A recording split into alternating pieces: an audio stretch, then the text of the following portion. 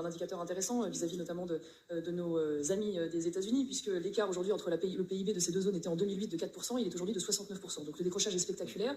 Et pour autant, je vais peut-être vous surprendre, puisque je suis aujourd'hui rangé, à juste titre d'ailleurs, dans le camp des eurocritiques. Mais j'aime voir les choses avec lucidité, et je crois que nous mentirions en disant que la situation actuelle en carence de compétitivité de la France ne serait due qu'à l'Union européenne ou exclusivement à l'Union européenne.